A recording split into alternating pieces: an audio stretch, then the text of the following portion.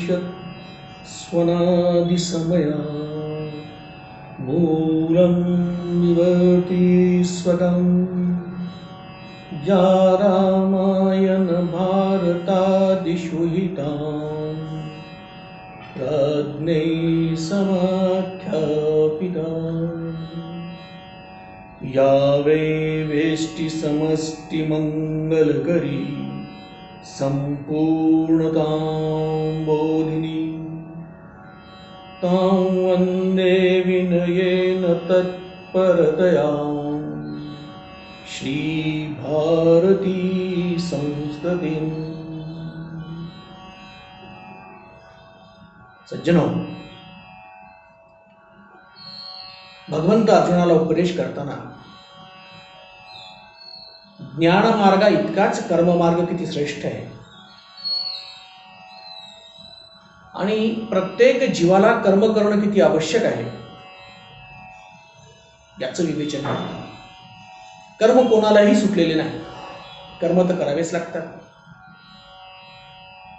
कर्म मी करत नाही म्हणणारा जीव सुद्धा कर्मा वाचून राहू शकत नाही आणि म्हणून कर्म करायची असतात। पण ती कर्म कशी करायची असतात? निष्काम भावनेने केलेली कर्म हीच आपल्याला खूप उपयोगी पडणारी असतात।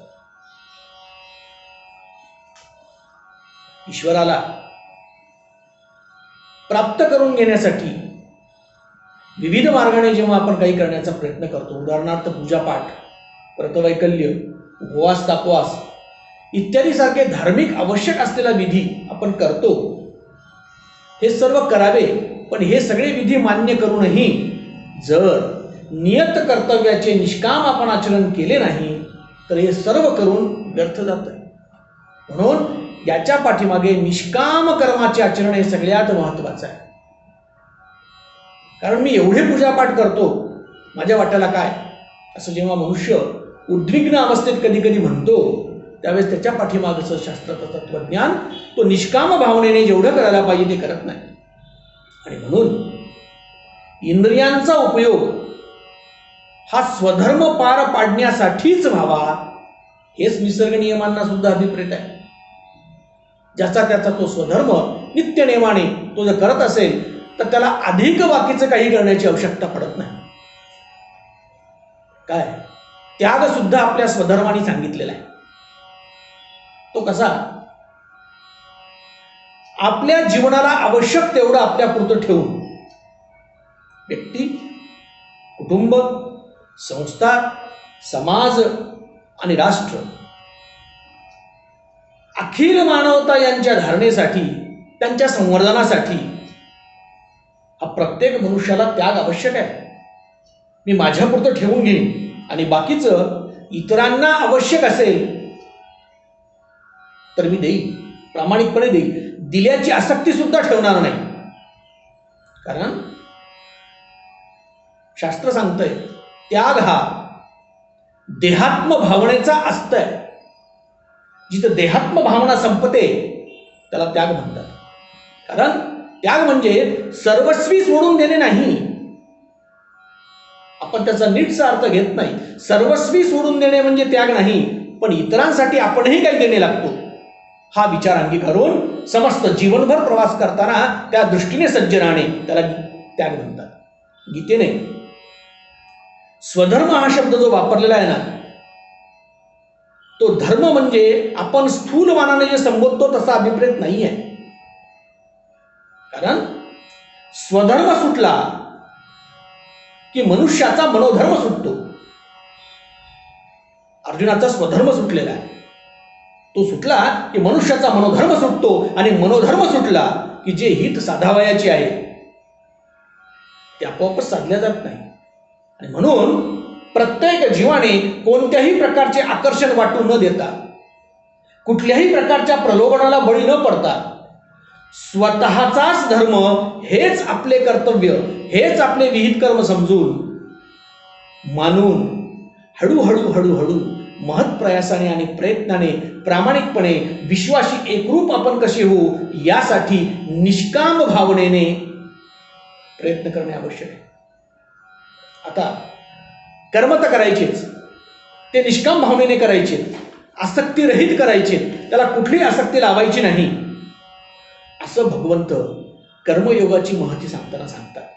कर्मयोगाच्या तात्विक गोष्टी समजून घेण्यावर भगवंत इथे विशेष जोर देताना दिसत आहे, कारण ते समजले नाही तर मनुष्य वेगवेगळ्या विचारांनी, वेगवेगळ्या शंकेनी, वेगवेगळ्या समस्यांनी उगीच्या उगीच ग्रस्त होत असतो. खरं पाहिलं तर गृहस्थ आश्रमामध्ये राहूनच आपण आपल्या कर्तव्य पालनाचे सर्व नियम अस्तित्वरहित पार पाडले तर तिथंच गृहस्थ आश्रमातच आपण परमात्म्याची प्राप्ती करून घेऊ शकतो आणि त्याला कुठे जावयाची आवश्यकता नाही. म्हणून भगवंत म्हणतात, अर्जुना, अरे तूही राजघरातील श्रेष्ठ व्यक्ती आहेस. कर्तव्य कर्माचे पालन करणे हे तुझ्यासाठी फार कल्याणकारक आहे, पण तू समजून घेत नाहीस. कर्मयोगी आपल्या संस्कृतीमध्ये तुझ्या अगोदर झाले नाहीत असं नव्हे. अरे पूर्वीच्या राजर्षीमध्ये कर्मयोगाची परंपराच चालत होती. आम्ही काही विशेष करतो असं विहित जीवन प्रवासात कोणालाही वाटत नव्हतं. प्राचीन काळी कर्मयोगाला जाणणारे राजे लोक भोगामध्ये आसक्त न होता काळजीपूर्वक राज्याचे संगोपन करत होते. सर्व काही गोष्टी व्यवस्थित करत होते, कुठेही आसक्तीचा लेप न लागता कर्म करत होते. या कर्मयोगाचे तंतोतंत पालन केल्यामुळे त्यांना ज्ञान आणि भक्ती आपोआपच प्राप्त होत होते. हा पूर्वीचा आपला इतिहास आहे. पूर्वीच्या काळीच्या लोकांना कर्मयोग निरंतरपणे आसक्ती न ठेवता दैनंदिन जीवनात तो त्यांचा एक अविभाज्य घटक झाला होता. वेगळं काही करतो याचा लवलेश नव्हता आणि म्हणून त्यांच्या अंतःकरणातून आपोआपच ज्ञान आणि भक्ती पाझळत होती, उगवत होती. म्हणजे ज्ञान, भक्ती आणि कर्म यांचा संगम आपल्या पूर्वीच्या व्यक्तीमध्ये आपल्याला दृष्टीपथात येतो. म्हणून अर्जुना, तू कर्म कर. तुला असं वाटू देऊ नको की मी कर्म केलं म्हणजे मग बुद्धी आणि ज्ञान याचा काही इथं कुठल्याही प्रकारे उपयोग होणार नाही. अरे कर्म करणं श्रेष्ठ आहे, पहा, पण तुला हेही सांगतो,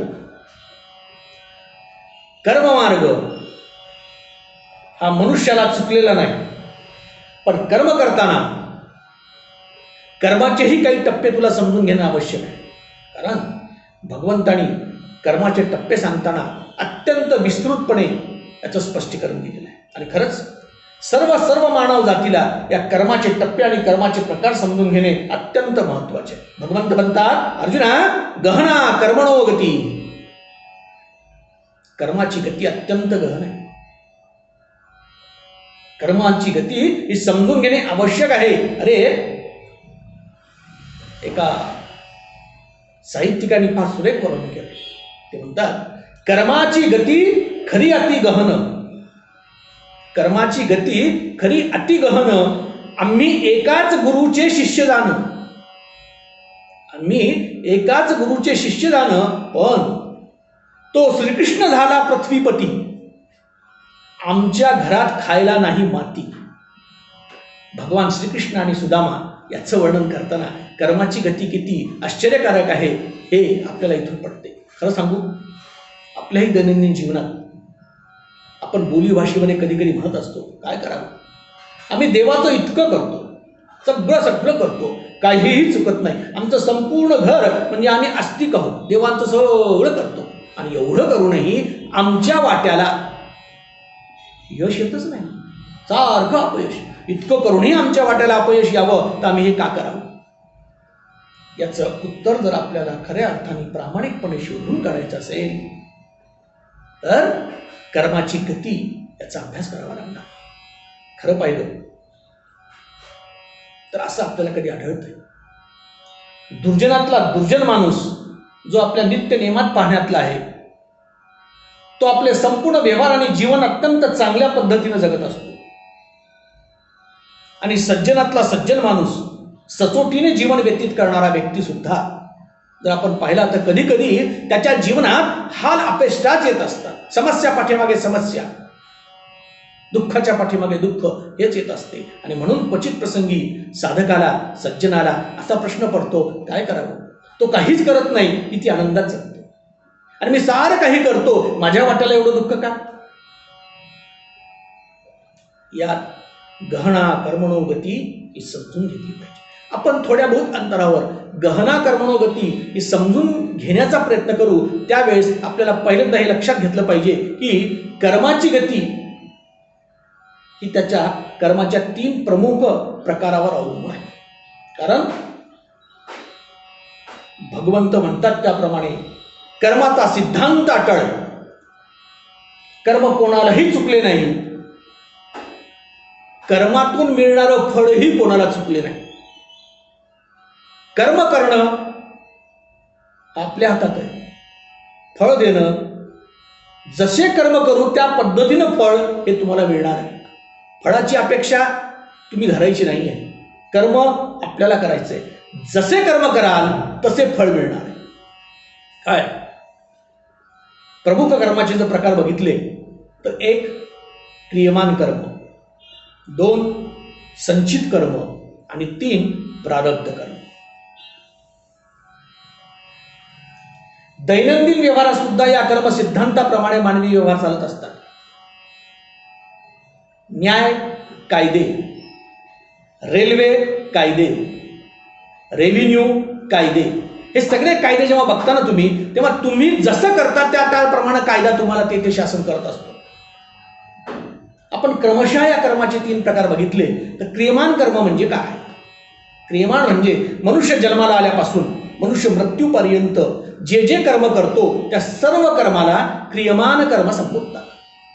जे जे कराल तुम्ही जन्मल्यापासून मृत्यूपर्यंत, श्वास घेणे आणि श्वास संपणे इथपर्यंत जे जे काही आहे ते सर्व क्रियमान कर्म आहे.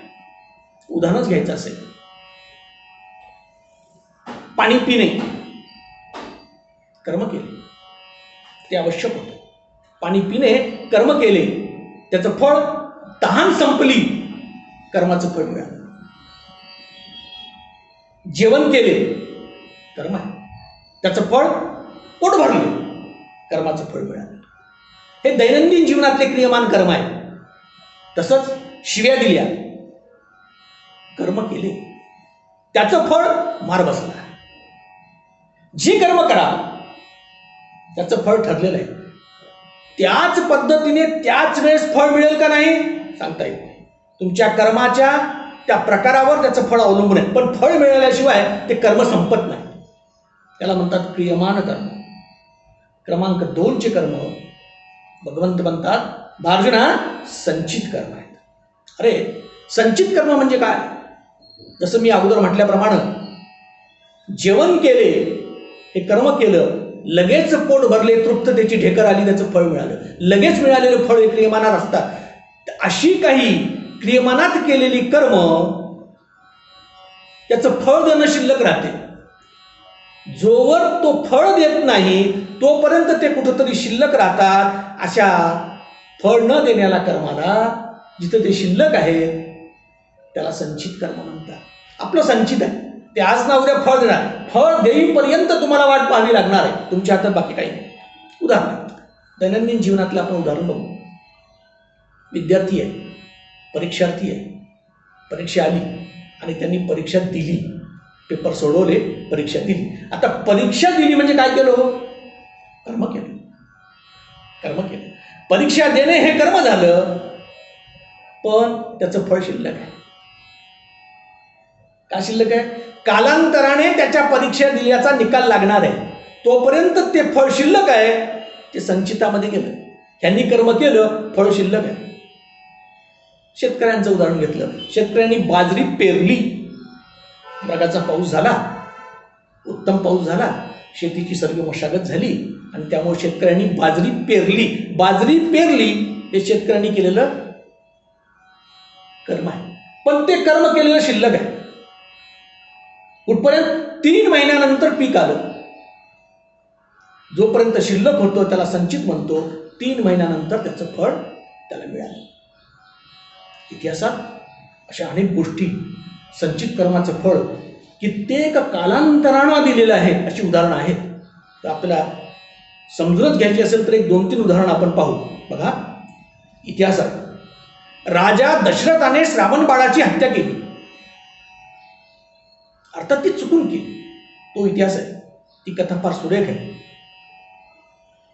हरणाचा वध करण्यासाठी राजा दशरथ आले आणि कुठंतरी पाण्यामध्ये हरिण पाणी पियायला आल्यामुळं असा तो आवाज आला आणि त्या आवाजाच्या दृष्टिकोनातून तिथं वेग घेऊन त्यांनी बाण सोडला आणि तो बाण श्रावण बाळाला लागला. म्हणजे चुकून राजा दशरथाने श्रावण बाळाची हत्या केली.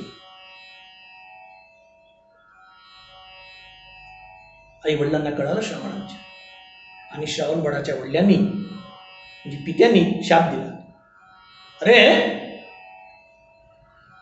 ज्या प्रकारे तू माझ्या पुत्राचा वध केलास, लक्षात घे, मी तुला शाप देतो, तुझाही मृत्यू पुत्रविरहाने होईल. श्रावण बाळाच्या वडिलांनी राजा दशरथाला दिलेला हा शाप आहे. कशामुळे शाप दिला? राजा दशरथाने कर्म केले, श्रावणांची निरपराध असताना चुकून हत्या केली. म्हणजे बघा, कर्म आपल्या हातून चुकून घडले तरी ते कर्म संचितात जमा होतंय, त्याचं फळ आज ना उद्या मिळतंय. पित्याने दिला शाप की तुझाही मृत्यू पुत्रविरहाने होईल. ते क्रियमान कर्म संचितात जमा झाले. का जमा झाले? कारण राजा दशरथांना त्यावेळेस पुत्रप्राप्ती नव्हती, म्हणून ते कर्म दबा धरून संचितात जमा झाले. जेव्हा राजा दशरथाला काही कालांतराने 4 पुत्र झाले, जेव्हा रामांचा प्रभू रामचंद्रांचा राज्याभिषेकाचा दिवस उगवला आणि नेमकं त्याच वेळेस पूर्वीचे क्रियमान कर्म हे पक्व झाले आणि पक्व होऊन ते फळ देण्यास सज्ज झाले. राजाला पूर्वीच्या शापानुसार मृत्यूचे फळ देऊन ते कर्म शांत झाले. मला आत्ताच असं का व्हावं हा प्रश्न जेव्हा उपस्थित होतो तेव्हा कुठंतरी मागे पाहावं लागतंय, आपल्या हातून कुठलं कर्म कळत अथवा न कळत घडलं. अशीच एक उदाहरण, राजा धृतराष्ट्राचे 100 पुत्र युद्धात मारले गेले. हो, 100 पुत्र राजा धृतराष्ट्राचे मारले गेले. भारतीय युद्धामध्ये ही पुत्र मारल्या गेल्यानंतर राजा धृतराष्ट्र जिवंत आहे. राजाने प्रश्न विचारला, हे परमेश्वरा, माझ्या समोर माझे 100 पुत्र मारले गेले, का? त्याचं कारण काय? तेव्हा भगवान श्रीकृष्णाने दिलेलं उत्तर कर्मसिद्धांत सांगणार आहे. भगवान श्रीकृष्ण म्हणतात, अरे राजा, तुला माहिती नाही, पण मागे तू एक पारधी होतास आणि पारधी असल्या कारणाने पारध्यांचं कर्म म्हणून, कर्तव्य म्हणून तू पक्षी पकडण्यासाठी जंगलात वृक्षालाच आग लागलीस आणि वृक्षाला लागलेली आग वणवा पेटला पेटला पेटला आणि पेटल्यामुळं त्या वृक्षाच्या फांदीवर काही पक्ष्यांची पिल्ले होती. ती पिल्ले उडवून गेले, काही तसेच थांबले कारण त्यांना उडता येत नव्हतं, पंख बळकट नव्हते आणि त्यांना त्यांची काहीही चूक नसताना तू लावलेल्या आगीमध्ये ते पिल्ले होरपळून मेले. जे पिल्ले होरपळून मेले त्यांची संख्या 100 होती. निरपराध पिल्ले तू लावलेल्या आगीमुळे होरपळून मेले. कर्म संचितात जमा झाले. तुला 100 पुत्र होतील याची वाट ते संचित कर्म पाहत होतं, संधी पाहत होतं. संधी झाली, क्रियमान संचितात रूपात वाट पाहत शिल्लक राहिले. आज ते फळ देण्यास सिद्ध झाले. तुला 100 पुत्र झाले, तुझ्या समोर 100 पुत्र मारल्या गेले. सांगण्याचा हेतू, कर्माच्या सिद्धांतानुसार संचित कर्म असं असतंय की ते आपण केल्यानंतर काही काळ फळ देण्यासाठी थांबतंय आणि फळ देण्यासाठी जेव्हा थांबतंय त्यावेळेस आपण ते विसरून जातो की आपण केलेलं कर्म ते हेच होतं का. जेव्हा फळ पक्व होतंय आणि फळ देण्यासाठी ते सिद्ध होते त्यावेळेस आपल्याला असं वाटतंय की देवाने आमच्यावर, आम्ही इतकं करत असताना अन्याय काय करावा. पण हे म्हणण्याच्या अगोदर आपल्या कर्मातला संचित भाग आपण समजून घेणं आवश्यक असते. त्यावेळेस संचित कर्म हे जर चांगले असतील तर फळ सुद्धा कालांतरानं मिळणारं चांगलेच असेल. अभ्यास करून दिलेली परीक्षा असेल तर निकाल केव्हाही लागो तो आपल्याच बाजूने लागणार, त्याचं फळ चांगलंच असणार आहे. सचोटीने ज्याची नीतिनियमानं जो धर्मपालन करतो त्याचं संचित कर्म उज्ज्वल असतंय, त्याचं फळ सुद्धा त्याला चांगलंच आणि समाधानाचं मिळतंय. कर्माचा तिसरा प्रकार तो प्रारब्ध कर्म आहे. प्रारब्ध म्हणजे काय? जे संचित परिपक्व झालेलं आहे आणि परिपक्व होऊन फळ देण्यास तयार आहे, फळ देण्यास तयार आहे म्हणजे वर्तमान काळातली क्रिया चालू आहे, फळ देण्यास तयार आहे, त्याला प्रारब्ध कर्म सुरू झाले असे म्हणतात. यात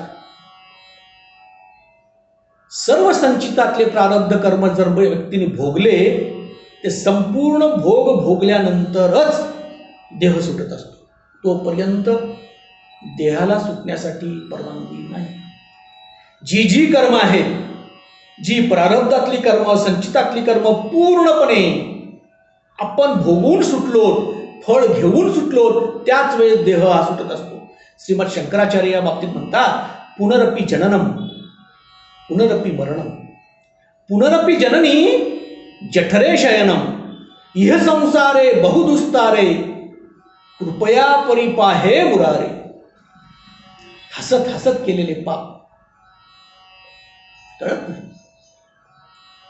मनुष्य कसा घसरत गेला आणि हातून कळत नकळत त्याच्याकडून काय काय घटना घडत गेल्या हे कळत नाही. हसत हसत केलेले पाप भगवंत म्हणतात, बाजीवा रडत रडत भोगावे लागतात, ते सुटत नाही. भोगताना रडणं येतंय, पण पाप करताना हसणं येतंय. हसणं विसरून गेलास आणि हे भोगणं माझ्याकडे आलं म्हणून जर ईश्वराची आपण प्रार्थना करत असतो की माझ्या वाट्याला हे का आलं, तर आता उपयोग नाही. जे वाट्याला यायचं होतं आणि जे नको होतं त्याची चावी तुझ्या हातात होती. तू कर्म जसे केलंयस त्या पद्धतीने तुझ्या वाट्याला हे आलेलं आहे. आज मी मगाशी म्हटल्याप्रमाणे पाप करणारा अति दुर्जन माणूस तुम्हाला जेव्हा सुखी वाटतो, त्याचं कारण जो आज सुखी दिसतो त्याच्या सध्याचे पाप कर्माचे फळ नाही आहे, ते अजून पक्व होण्यामध्येच आहे, म्हणून तो तुम्हाला सुखी वाटतो. त्याच्या अगोदर तो जे पुण्यकर्म केलेले आहे ते संचिताचं फळ आता तो भोगतोय. म्हणजे हे सिक्वेन्स आहे, हा क्रमवार आहे. चांगलं संचित केलं असेल तर त्याचं फळ चांगल्या पद्धतीने भोगण्याची त्याची दिवस आहे, म्हणून तो तुम्हाला दुर्जन चांगला वाटतो. पण आज जो दुर्जन वाटतो त्याची फळ तुम्हाला कदाचित पाहता येणार नाही, पण त्याला भोगल्याशिवाय गत्यंतर नाही. पूर्व पुण्याईचा जोर असेपर्यंत पाप कर्म आपला प्रभाव दाखवू शकत नाही. संत कबीराचा दोहा फार चांगला आहे. कबीर म्हणतात, अरे कबीरा तेरा पुण्य का जब तक रहो भंडार, कबीरा तेरा पुण्य का जब तक रहो भंडार, तब तक अवगुण माफ है करो गुना हजार. पण ही संगती जेव्हा जीवाला कळेल, या संगतीशी जेव्हा जीव दक्ष असेल, सतर्क असेल, तेव्हा त्याच्या हातून पाप कर्म घडणार नाही. भगवंत कर्म करण्याचा कटाक्ष सोडत नाही. कर्म करण्याचा हक्क हा प्रत्येक जीवाला अबाधित आहे. नवे नवे ते त्याचं स्वातंत्र्य आहे. पण एकदा कर्म केल्यानंतर त्याचं फळ असं न मिळता असं म्हणावं हे तुझ्या हातात नाही. पहिल्यांदाच तू काय करायचं, कसं आहे, प्रश्न आल्यानंतर परीक्षेत काय उत्तर लिहायचंय हे विद्यार्थ्याच्या हातात असते का नाही? तिथं त्याचं स्वातंत्र्य आहे. अच्या जागी ब लिहिला तरी तुला कोणी म्हणणार नाही, बच्या जागी क लिहिला तरी तुला कोणी. एकदा लिहिलं, हल्ली दीर्घोत्तरी प्रश्न आता नाहीये, बहुपर्यायी प्रश्न आता जास्त आहे. बहुपर्यायी प्रश्नामध्ये पर्यायांपैकी कुठल्याही पर्यायाच्या 1, 2, 3, 4 किंवा अ ब क ड ह्या योग्य अनुक्रमांकावर पेन्सिलनी आपल्याला गणित करायचं. एकदा झाली करेपर्यंत विद्यार्थ्याच्या हातात कर्म आहे. एकदा क वर समजा त्यांनी ती गणित पेन्सिल केली आणि त्याचं उत्तर ब आहे असं त्याला वाटलं, आता नाही. कर्म आपल्या हातात आहे.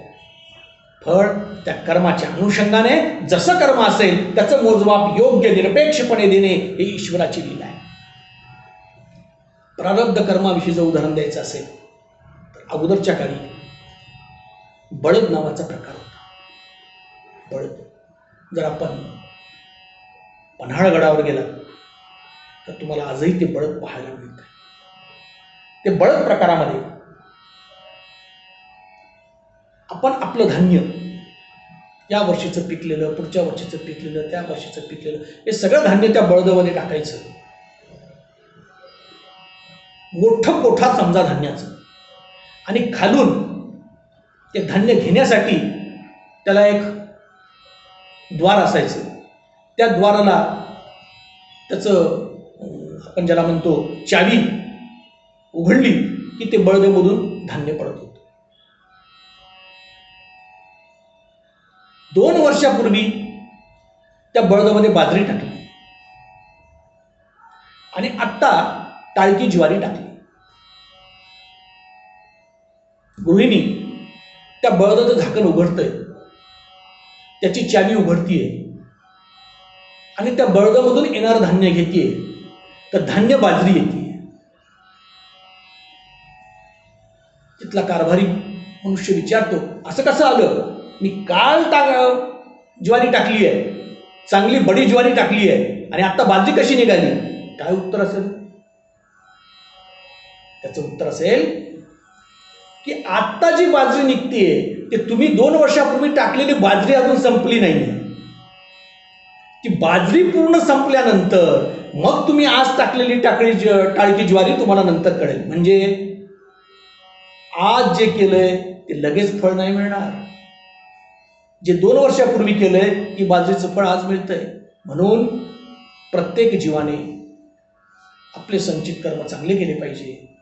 आपला जवळचा मित्र आहे म्हणून बँक मॅनेजर ठेवी नसताना सुद्धा तुम्हाला पैसे देत नाही.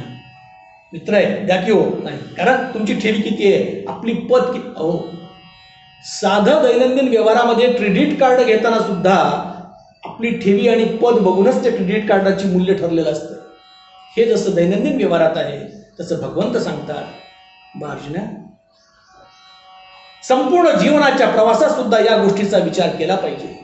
आणि म्हणून सत्व, रज आणि तम हे 3 गुणांनी व्यतीत असलेली माणसं, सत्वगुणी माणसं, मी चांगले कर्म करीन, फळ मिळो अथवा न मिळो या पद्धतीने वागत असतात. रजोगुणी माणसं, मी कर्म करेन पण मला त्याचे फळ मिळालेच पाहिजे या वृत्तीने वागत असतात. आणि तमोगुणी माणसं, मी चांगले कर्म करीन पण चांगलं फळ मिळणार असेल तरच करीन अशा पद्धतीने वागत असतात. प्रारब्धात असतंय तेवढंच मिळतंय. अहो, एवढंच नाही, जीवाला जन्म कुठे घ्यावा हे सुद्धा त्याच्या कर्मावर अवलंबून आहे. आणि म्हणून पराधीन आहे जगती पुत्र मानवाचा. जन्म घेणे हे सुद्धा त्याच्या स्वाधीन नाही, तो पराधीन आहे. या कर्माचा सिद्धांत आणि या कर्माचं स्वरूप भगवंत अर्जुनाला अत्यंत विस्तार आहे. त्याचं कारण असं आहे की अर्जुन निमित्त मात्र आहे. सर्व चराचर विश्वातील सर्व जनसामान्यांना समजावून सांगण्यासाठी भगवंत हे सांगतात. अरे, यातही कोणी कोणी म्हणाले प्रारब्धालाच पुरुषार्थ म्हणतात नव्हे. नोकरी लागणे हे प्रारब्ध आहे बरं का. नोकरी लागणे हे प्रारब्ध आहे, पण लागलेली नोकरी चांगल्या पद्धतीने टिकवणे हे पुरुषार्थ आहे. अरे, तुला दिलं होतं खूप, तू टिकवलं नाहीस, टिकवता नाही आलं, हा पुरुषार्थात कमी पडला. नोकरी लागणं हे त्याच्या प्रारब्धानुसार मिळालेलं आहे. म्हणून कर्म करण्याचा अधिकार हा त्याचा आहे, पण फळ काय भोगावे हे मात्र पारतंत्र्यात आहे. म्हणून भगवंत म्हणतात, बा कर्मण्येवाधिकारस्तु मा फलेषु कदाचन. तू फक्त कर्म कर, फळ घेऊ नको. फळाचा अधिकार हा तुझा नाही आहे. कुंडली कवरदा हरी विठ्ठल.